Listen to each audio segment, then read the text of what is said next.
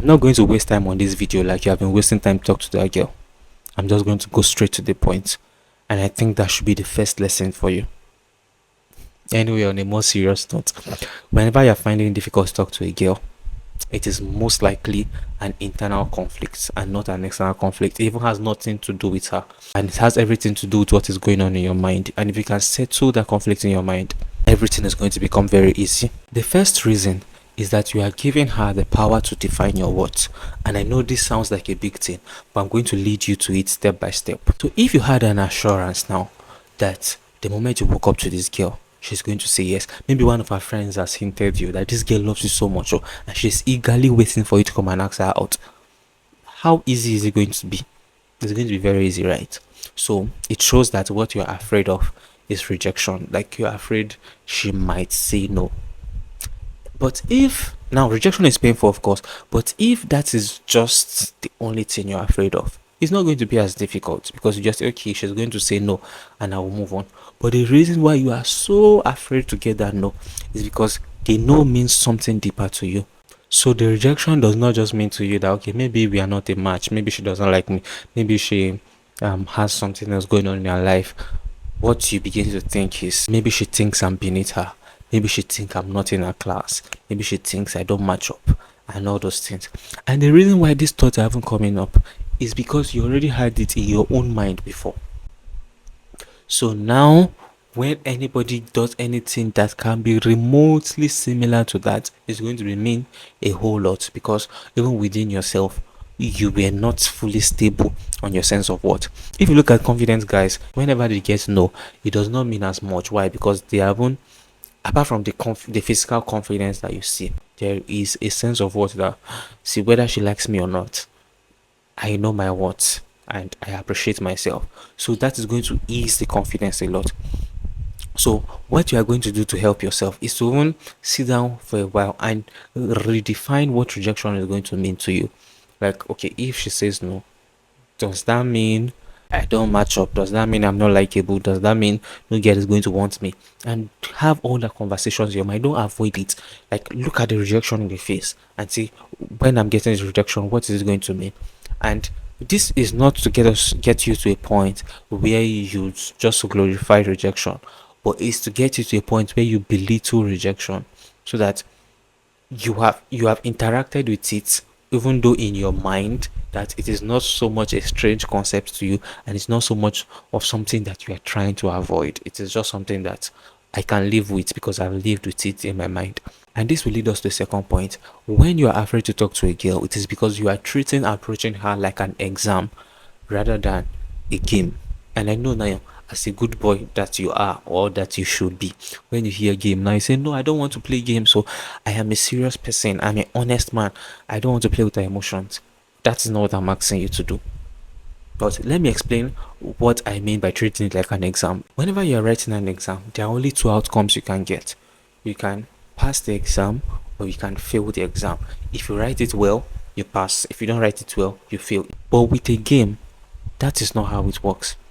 With a game, the outcomes are more probabilistic than deterministic. Here's what I mean. Like, you can be a very pro game player and you're playing it and you still lose the game, because that's just how the game, like, there are many variables that are involved that can make you win or lose a game. And that is how the concept of approaching a girl or trying to date someone is as well. Like, it is very random. Her mood that day might be off. There might just be naturally no chemistry. The timing might be bad. The context where you met her might be bad. Like, there are just so many things that can make the situation go awkward. So you need to let down your guard a lot and stop thinking that this is an exam. I will either succeed or I will either fail. And in some cases, some guys even stretch this too far, that they treat it as if it is not even just an exam of that situation, but an exam of their life. And if this girl says no, my entire life is doomed. If this girl says no, my love life will never see the light of day again. If this girl says no, nobody else will ever like me. And it's not such a big deal. You can do everything right. What if she says she does not want to get married?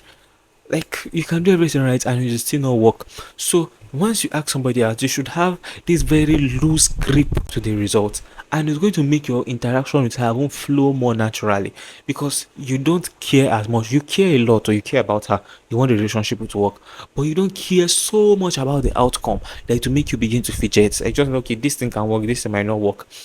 Like, I can do without this. But to even increase your chances of it working, you have to be as casual and not so serious as possible. I will come back to that at the end of this video. Now, the third point why you find it difficult to talk to a girl, this might not apply to some people, is because you do not have a life outside your dating life. It's a hard truth, but let me explain.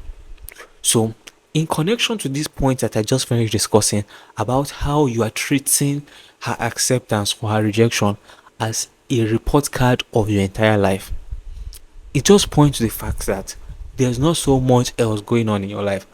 If, let's say, you have a thriving career, if, let's say, you have a thriving spiritual life, if you have every other thing working, and these other things are as valuable to you as well, the fact that one thing does not work is not going to throw you into dejection because there are other things that are going well in your life. But if all your eggs, if all your happiness, if all your goals is just getting this girl and it does not work, that means that's how, or that is why your entire life can be so dependent on the outcome of this asking the girl out.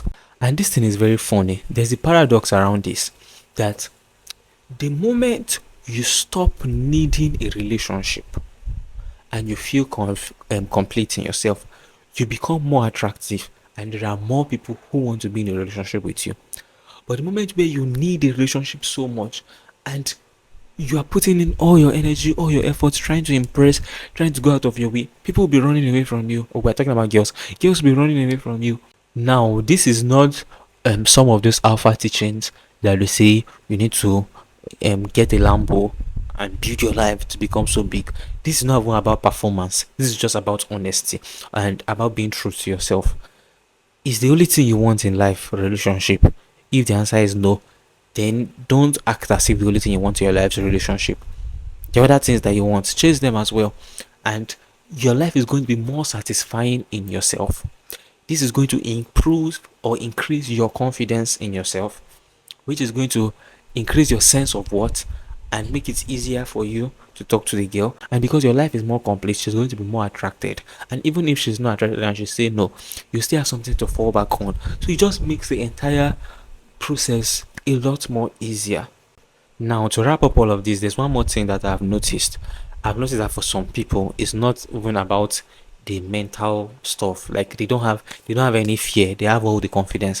What they just lack is social skills. Like when they have the confidence, they go ahead and talk to the girl, but they don't know what to say because they don't just have the social skills.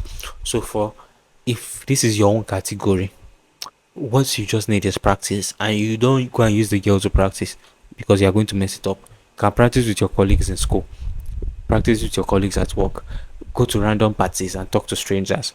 Of course, it's going to be cringe, but as you are talking, you'll be paying attention because you know that, okay, I have a deficit in this, and this is something I haven't had to practice at some point in my life. That when I look at the interaction between a guy and one of his female friends, and I see how they are talking, I see what he says, I see how she replies, I say, okay, this is something cool, and it just pick one cue. This is how this person talk. This is this funny thing that this person said. And this is what this person said that was cringe.